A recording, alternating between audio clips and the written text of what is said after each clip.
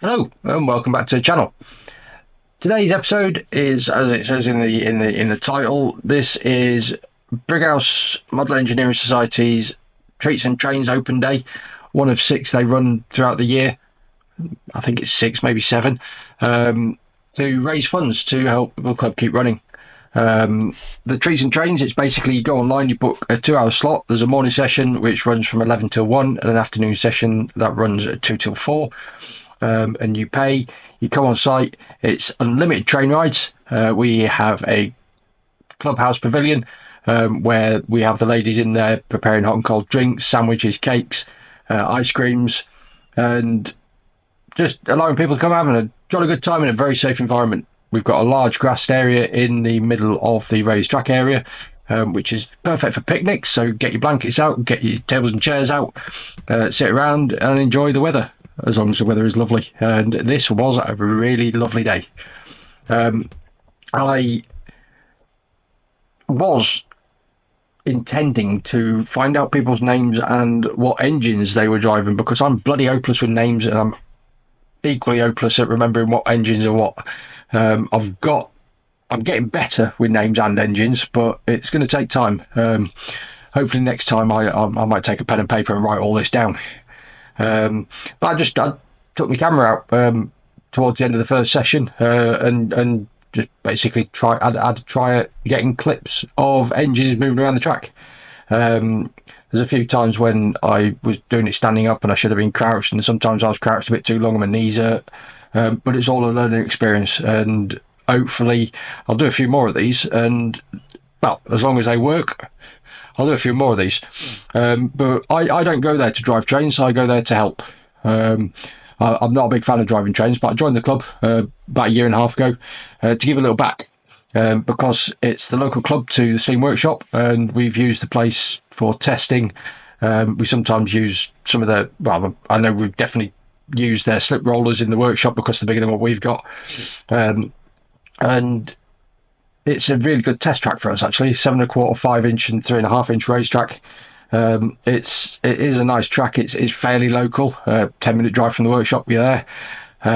Loading ramps. It's a very welcoming track.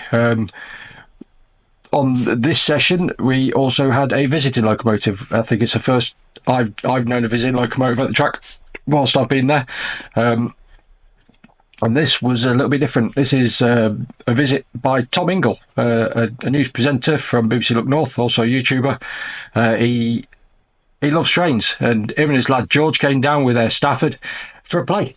And I believe they had a really good time, and they will be coming back in the future. They struggled a little bit because it is quite a technical track, so it's all a learning curve for them.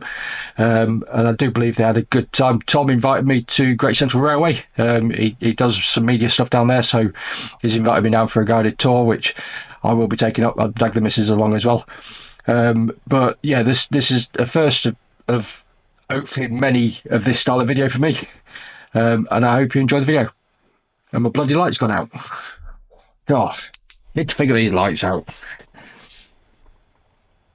I'm not recording this again. I've just recorded this once and I wasn't even in focus. But yeah, hope you enjoyed the video. Thank you very much for watching, and I'll catch you at the end of the video.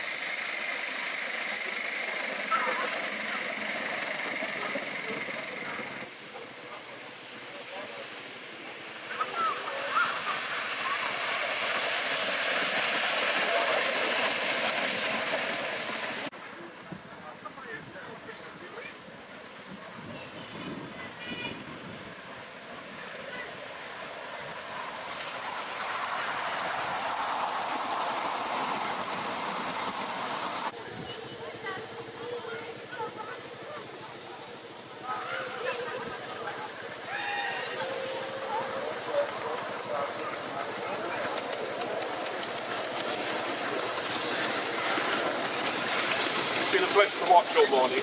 That's my favourite. Had trouble.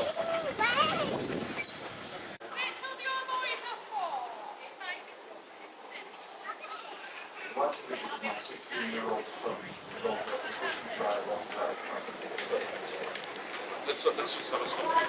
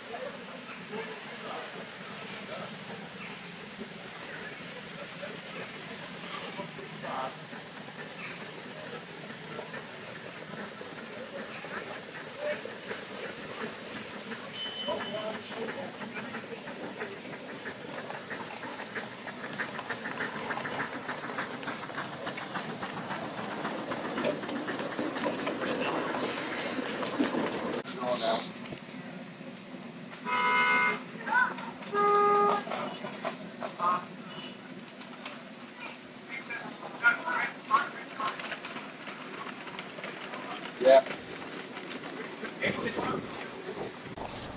Now this next clip I was actually going to delete, but I think it's a good learning experience, because what we've got here is we've got one of our young drivers, Jaden, and unfortunately at this point on the track, the locomotive derailed. The front bogie, or front pony, sorry, came off the tracks, which the following 3 driving sets of wheels came off the tracks. But it's something that happens from time to time with locomotives. I don't think anybody was at fault. We are questioning whether or not there was an issue with the point.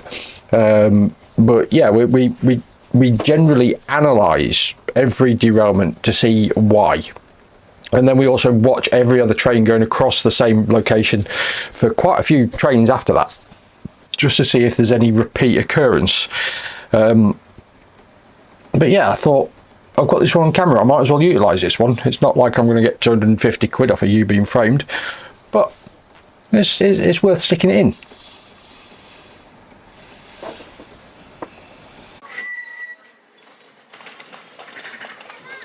Bogey's off.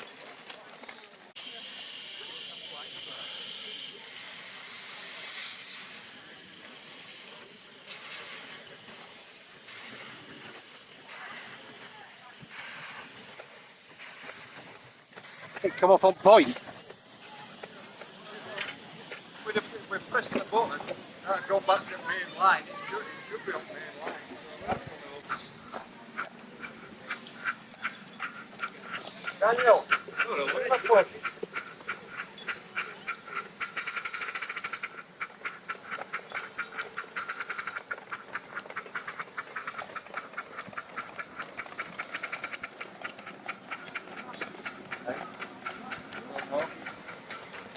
So maybe it was just that bad.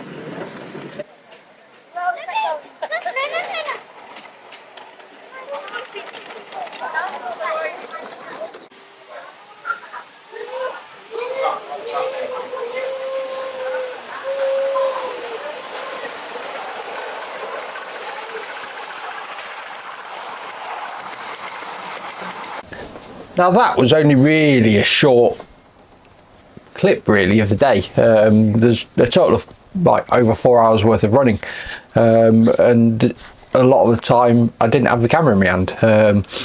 That was only brought out sort of around about lunchtime, so probably around about half 12ish, I think, where I was just starting to get clips towards the end of the first session and a lot of the second session.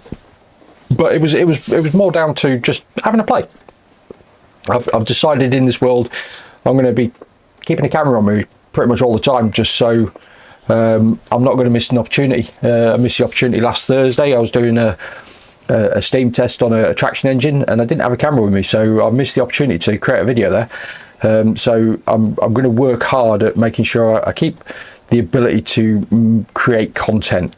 Not doing so much work with steam engines at the moment due to some of the electric engine builds that are going on at the Steam Workshop, but this is a way of me gaining content, and I'm just going to start really trying to crank them out, just get on top of it, really build this channel into what I thought it could be. It's about my hobby, and my hobby is a little bit of everything, and creating YouTube videos is part of that hobby, and I want to keep enjoying it. And I hope you keep enjoying it. Thank you very much for watching. Please like, comment and subscribe. And I'll see you in the next video.